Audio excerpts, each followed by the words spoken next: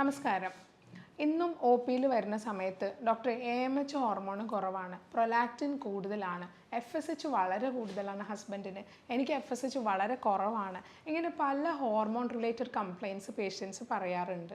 എപ്പോഴും ഏതൊരു രോഗം നിങ്ങൾ എടുത്തു നോക്കുകയാണെങ്കിലും അതിൻ്റെ പിന്നിലൊക്കെ ഒരു ഹോർമോൺ സംബന്ധമായ പ്രശ്നം, തകരാറ് അല്ലെങ്കിൽ എൻഡോക്രൈനോളജിക്കൽ ഡിസോർഡേഴ്സ് എല്ലാവരിലും കാണാറുണ്ട്. നമ്മൾ എന്തെങ്കിലും ഒരു ഡിസീസ് ഔട്ട്കം നമുക്ക് കിട്ടുന്ന സമയത്ത് എപ്പോഴും അതിലൊരു ബാലൻസ്, ഹോർമോൺ ഇംബാലൻസ് കാണാറുണ്ട്.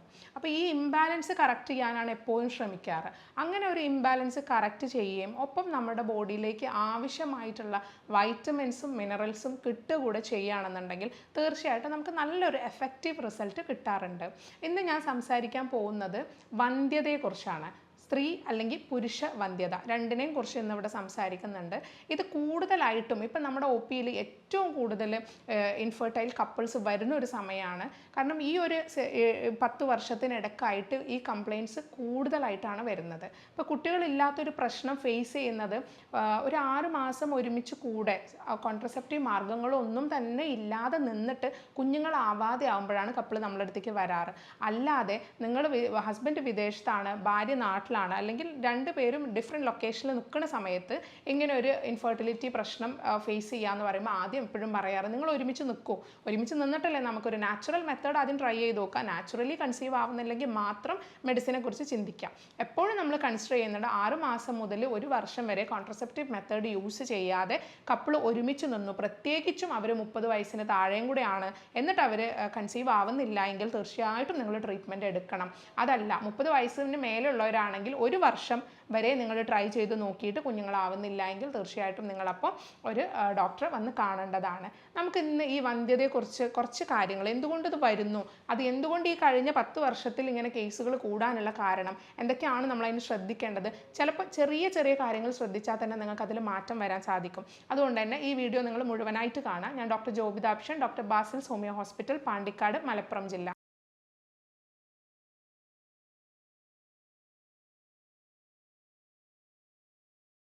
കൂടുതലായിട്ടും ഇവിടെ കപ്പിളായിട്ടല്ല വരാറ്, ഒന്നെങ്കിൽ ഭാര്യ വരും അല്ലെങ്കിൽ ഹസ്ബൻഡ് വരും, യൂഷ്വലി സ്ത്രീകളാണ് വരാറ്.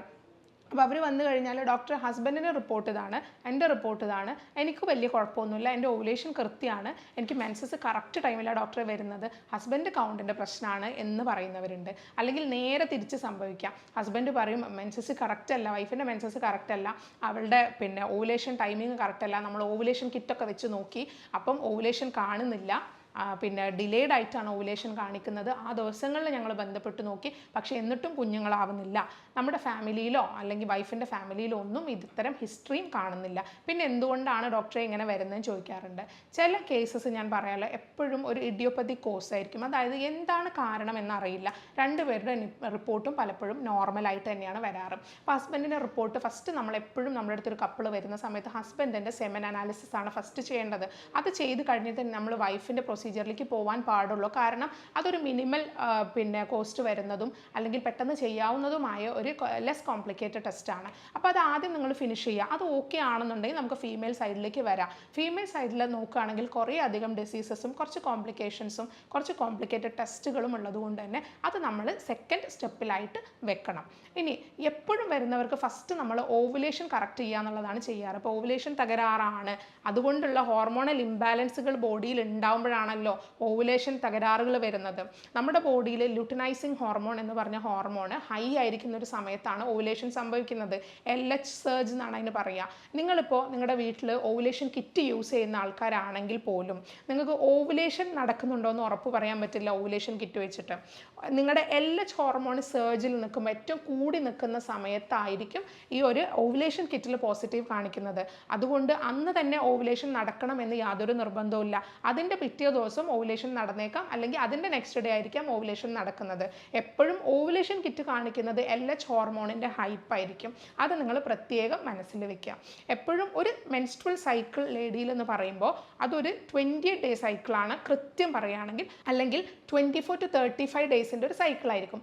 ആ സൈക്കിൾ നമ്മൾ കാൽക്കുലേറ്റ് ചെയ്യേണ്ടത് എപ്പോഴും നമ്മുടെ മെൻസസ് ഡേ 1 ആണെങ്കിൽ മെൻസസിൻ്റെ 10th ഡേ തൊട്ട്, അതായത് ആ പീരിയഡ് സൈക്കിളിൻ്റെ 10th ഡേ തൊട്ട് പീരിയഡ് സൈക്കിളിൻ്റെ 18th ഡേ, ആ ഒരാഴ്ചയാണ് നമ്മൾ ഓവുലേഷൻ എക്സ്പെക്റ്റ് ചെയ്യാവുന്ന ദിവസം. ആർക്ക്? ഈ 24 മുതൽ 35 വരെ ഒരു ഡേയ്സിൽ സൈക്കിൾ വരുന്ന ഒരാൾക്ക്. ഇനി ഇറഗുലർ സൈക്കിളായിട്ടാണ് കൂടുതൽ പേരും ഇവിടെ വരിക, സൈക്കിൾ കറക്റ്റ് അല്ല അല്ലെങ്കിൽ മെൻസസ് ആവുന്നില്ല എന്നുള്ള പ്രശ്നങ്ങൾ. അതിലെല്ലാം നമ്മൾ ചെയ്യേണ്ടത് എപ്പോഴും മെൻസ്ട്രൽ സൈക്കിൾ കറക്റ്റ് ചെയ്യുക എന്നുള്ളതാണ്. ഫസ്റ്റ് മെൻസ്ട്രൽ സൈക്കിൾ കറക്റ്റ് ചെയ്യുക. ബ്ലീഡിങ് ഇല്ലാത്തവർക്കാണെങ്കിൽ ഫസ്റ്റ് ബ്ലീഡിങ് ഉണ്ടാക്കുക, അല്ലെങ്കിൽ ഒരു നോർമൽ സൈക്കിളാക്കി എടുക്കുക. പിന്നെ അതിൽ തന്നെ ബ്ലീഡിങ് കൂടിയവരുണ്ടാവും, ബ്ലീഡിങ് കുറഞ്ഞവരുണ്ടാവും, അതായത് ഹെവി ബ്ലീഡിങ്, സ്പോട്ടി ബ്ലീഡിങ് എന്നൊക്കെ പറഞ്ഞിട്ട് അതെല്ലാം നമ്മൾ കറക്റ്റ് ചെയ്യണം. അതെല്ലാം നമ്മൾ ഹോർമോൺസ് കറക്റ്റ് ചെയ്യുന്നതിലൂടെ ക്ലിയർ ആയിട്ട് വരും. അതൊരു 3 മാസത്തെ ഒരു ട്രീറ്റ്മെൻറ്റിലൂടെ തന്നെ നമുക്ക് ഈ സൈക്കിൾ കറക്റ്റ് ചെയ്ത് കൊണ്ടുവരാൻ പറ്റും. അതോടൊപ്പം തന്നെ നമ്മൾ ഓവുലേഷൻ കറക്റ്റ് ചെയ്യാനും ഒപ്പം പ്രഗ്നൻ്റ് ആവാനുള്ള മെഡിസിൻസും ഇതിൻ്റെ കൂടെ തന്നെ കൊടുക്കാറുണ്ട്. അത് വളരെ പെട്ടെന്ന് നമുക്ക് ക്ലിയർ ചെയ്യാൻ പറ്റുന്ന ഒന്നാണ്. പക്ഷേ ഇതിന് പേഷ്യൻ്റ് സപ്പോർട്ടും കൂടെ നമുക്ക് ആവശ്യമാണ്. അതായത് പേഷ്യൻ്റ് സൈഡിൽ നിന്നും കൂടെ ആ ഒരു എക്സസൈസ് ചെയ്യാനും നമ്മൾ പറയുന്ന ഡയറ്റ് ഫോളോ ചെയ്യാനുള്ളൊക്കെ ആ ഒരു ത്വര അവരുടെ സൈഡിൽ നിന്നും കൂടെ വേണം. അപ്പോഴേ നമുക്കത് കറക്റ്റായിട്ടൊന്ന് ഫോളോ ചെയ്തിട്ട് മുന്നോട്ട് പോകാൻ പറ്റുള്ളൂ. ഇനി കൂടുതൽ ടീനേജ് കുട്ടികൾ നമ്മളടുത്ത് വരാറുള്ള പ്രശ്നം എന്ന് വെച്ചാൽ മെൻസസ് ആവാത്ത കംപ്ലൈൻ്റ് ആയിട്ട് ടീനേജ് കുട്ടികൾ വരാറുണ്ട്. ഇപ്പോൾ ഒരു 16 വയസ്സായി ഡോക്ടറെ 18 വയസ്സായി മോൾക്ക് ഇതുവരെ പീരീഡ് ആയിട്ടില്ല.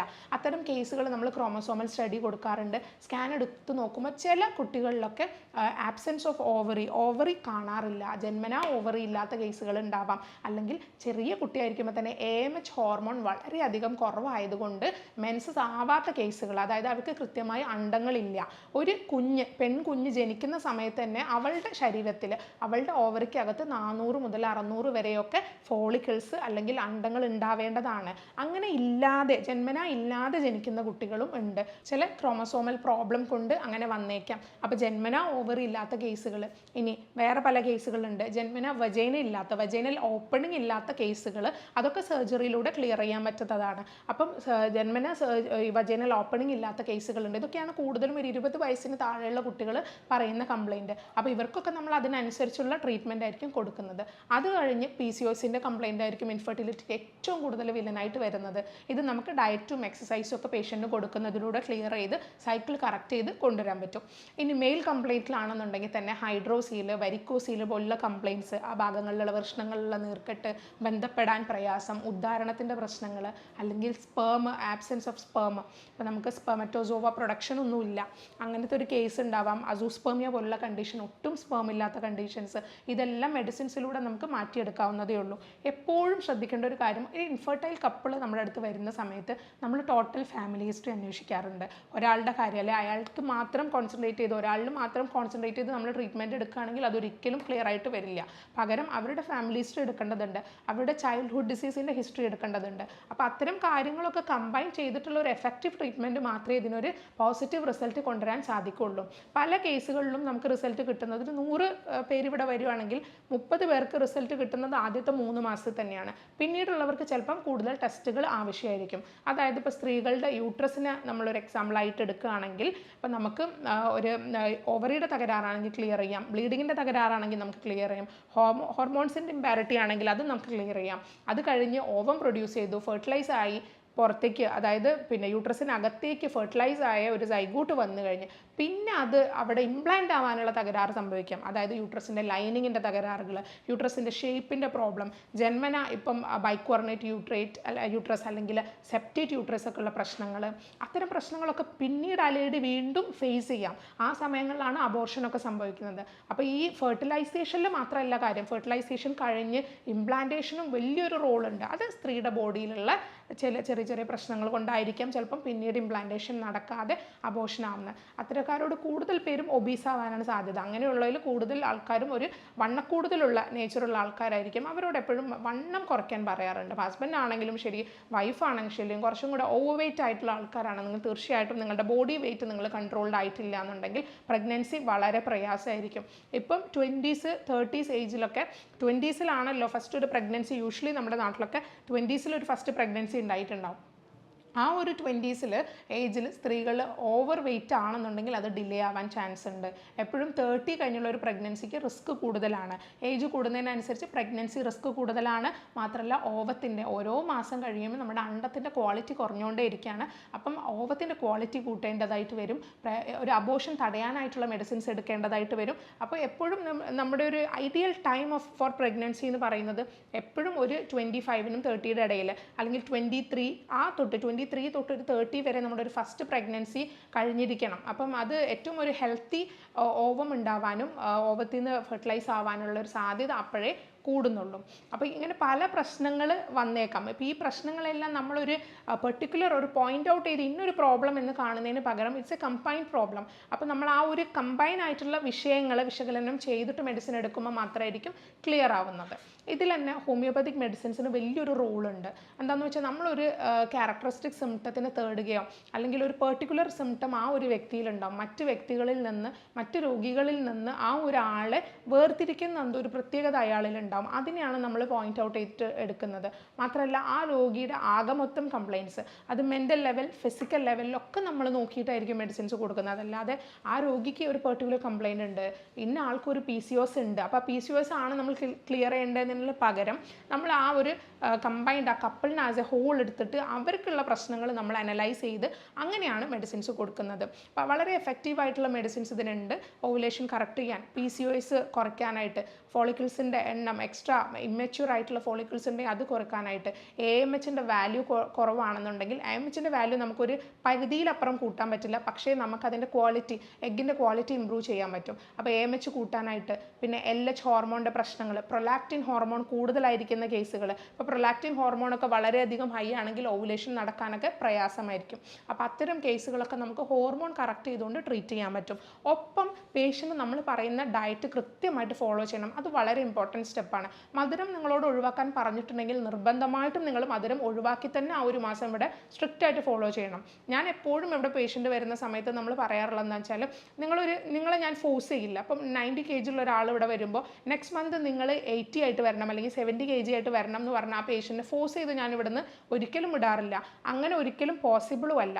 ചില ആൾക്കാർക്ക് കുറച്ച് ടൈം എടുക്കും. നിങ്ങൾ എത്ര തന്നെ ഡയറ്റ് ചെയ്താലും എക്സസൈസ് ചെയ്താലും ചിലപ്പോൾ നിങ്ങൾക്ക് ഒരു 3-4 months എടുത്തിട്ടായിരിക്കും ഒരു ഇനിഷ്യൽ ചേഞ്ച് തന്നെ കണ്ടു തുടങ്ങുന്നത്. മറ്റു ചിലർക്ക് അങ്ങനെയല്ല. 2 ദിവസം നിങ്ങൾ ഡയറ്റ് എടുക്കുമ്പോൾ തന്നെ 3-ാമത്തെ ദിവസം നിങ്ങൾ 1-2 കിലോ കുറഞ്ഞിരിക്കും.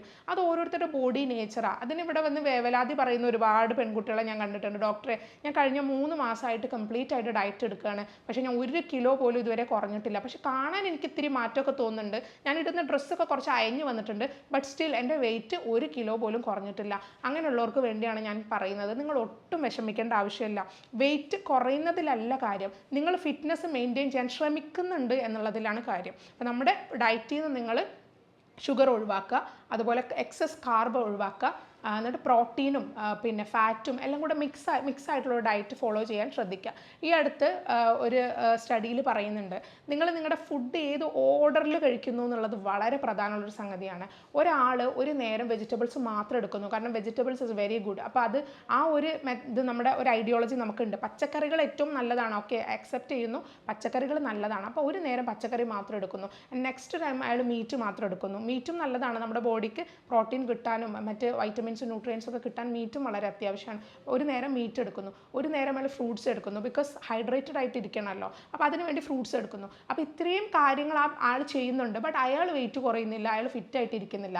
ബട്ട് അതേ സമയത്ത് ഓൺ ദി അതർ ഹാൻഡ് വേറൊരാൾ അപ്പുറത്തിരുന്നിട്ട് കുറച്ച് വെജിറ്റബിൾസ് എടുക്കുന്നു, ഒരു നേരം കുറച്ച് മീറ്റ് അവിടെ ഉണ്ട്, അതുപോലെ കുറച്ച് നട്ട്സ് ഉണ്ട്, അങ്ങനെ ഒരു കമ്പൈൻഡ് ഒരു സമീകൃതമായിട്ടുള്ള രീതിയിലുള്ള ഭക്ഷണം കഴിക്കുന്നു 3 നേരം. അപ്പോൾ അയാൾക്കാണ് കൂടുതൽ ചേഞ്ച് വരുന്നത്. അപ്പോൾ അയാളാണ് പെട്ടെന്ന് വെയിറ്റ് ഡൗൺ ആവുന്നത്. അപ്പം നമ്മുടെ ബോഡിക്ക് ആവശ്യമുള്ളത് ഒരു സംഗതിയല്ല. നല്ലതാണെന്ന് കരുതി, അമിതമായാൽ അമൃതം വിഷം എന്ന് കേട്ടിട്ടില്ലേ, നല്ലതാണെന്ന് കരുതിയിട്ട് നമ്മൾ അത് തന്നെ ഫോളോ ചെയ്യണമെന്നില്ല. ഫ്രൂട്ട്സ് നല്ലതായതുകൊണ്ട് ഡെയിലി ഫ്രൂട്ട്സ് കഴിക്കണം എന്നില്ല. ചില കുട്ടികളൊക്കെ ഉണ്ട്, കുഞ്ഞു മക്കളൊക്കെ ഉണ്ട്, ഫ്രൂട്ട്സ് ഭയങ്കര ഇഷ്ടമാണ്, അപ്പോൾ അവർ വേറെ ഒന്നും കഴിക്കില്ല, അമ്മമാർ ഫ്രൂട്ട്സ് തന്നെ ഫീഡ് ചെയ്തുകൊണ്ട്, അത് കുട്ടിക്ക് ഇഷ്ടമാണല്ലോ. അങ്ങനെയുള്ള കുട്ടികളിലൊക്കെ മൗത്ത് അൾസർ കൂടുതലായിട്ട് കാണാറുണ്ട്. അപ്പോൾ എന്തിൻ്റെയും എക്സസ് നമുക്ക് കൂടുതൽ പ്രോബ്ലങ്ങൾ ഉണ്ടാക്കും. അപ്പം ഞാൻ ഈ പറയുന്ന ഡയറ്റ് ഇതിനോടൊപ്പം ഫോളോ ചെയ്ത് പറയുന്ന രീതിയിലുള്ള എക്സസൈസുകൾ ചെയ്ത് മെഡിസിൻസ് കഴിച്ച് കൃത്യമായിട്ടൊരു സ്ലീപ്പ് പാറ്റേൺ മെയിൻറ്റെയിൻ ചെയ്യുകയാണെങ്കിൽ ഒരുപാട് ഇൻഫെർട്ടിലിറ്റി പ്രോബ്ലത്തിന് നല്ല രീതിയിലുള്ള സൊല്യൂഷൻസ് ഉണ്ടാവും. നിങ്ങൾ ഈ ഏതെങ്കിലും വിഷയങ്ങൾ കൊണ്ട് ബുദ്ധിമുട്ടുള്ളവരാണെങ്കിൽ, അതായത് ഇപ്പോൾ യൂട്രസിൽ ഫൈബ്രോയിഡ്, യൂട്രസിൽ സിസ്റ്റുകൾ, ഓവറിയിൽ സിസ്റ്റുകൾ, പോളിപ്സ് അല്ലെങ്കിൽ bleeding disorders, PCOS, PID, infections, അല്ലെങ്കിൽ യൂറിനറി ട്രാക്ട് ഇൻഫെക്ഷൻ, വെള്ളപ്പൊക്കിൻ്റെ ഇഷ്യൂ, ഇങ്ങനെ പല പ്രശ്നങ്ങൾ ഇൻഫെർട്ടിലിറ്റിക്ക് കാരണമായേക്കാം. ഇത്തരം പ്രശ്നങ്ങൾ കൊണ്ട് ബുദ്ധിമുട്ടുന്ന ആളാണെന്നുണ്ടെങ്കിൽ, അല്ലെങ്കിൽ മെയിൽ സൈഡിലാണെന്നുണ്ടെങ്കിൽ വെരിക്കോസീൽ, ഹൈഡ്രോസീൽ പോലുള്ള രോഗങ്ങൾ, അല്ലെങ്കിൽ എറക്ഷൻ കംപ്ലയിൻസ്, CD പോലുള്ള പ്രശ്നങ്ങളുള്ളവരാണെന്നുണ്ടെങ്കിൽ, നിങ്ങൾക്ക് ഈ വിഷയത്തിൽ എന്തെങ്കിലും സംശയം ഉണ്ടെങ്കിൽ എൻ്റെ വാട്സപ്പ് നമ്പറിൽ നിങ്ങൾക്ക് ബന്ധപ്പെടാവുന്നതാണ്. ഞാൻ ഡോക്ടർ ജോബിതാബ്ഷ്, doctor Basil's homeo hospital, Pandikkad, Malappuram ജില്ല.